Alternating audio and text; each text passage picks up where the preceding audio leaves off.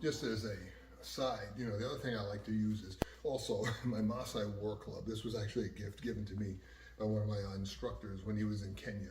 And this thing, like I said, you get hit with this thing, you're going to be the first to know it.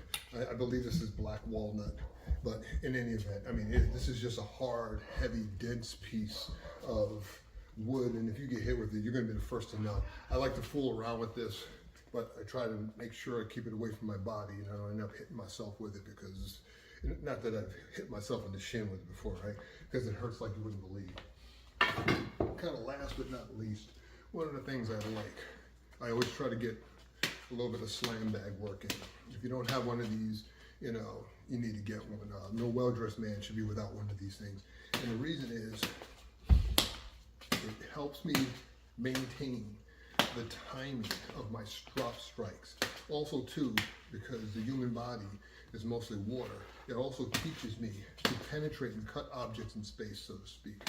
So this is actually the original one for those who read the book, Lessons from My Master. This is actually the one that Grandmaster Perkins made for me, and so it has a lot of sentimental value. And this is how he taught me how to use it. I'm just kind of going through this in an informal manner, but the idea is, you're still dropping and hitting to develop that coordination and timing. So, these are kind of the things I do. There's a lot of other things I do. I'll probably continue this series and maybe some shorter clips just to give people some ideas. But what I want you to understand is that you don't have to get crazy about this stuff, but you want to do it enough where you start causing that neurological, physiological change in how your body moves. Remember, your body is a part of your ability.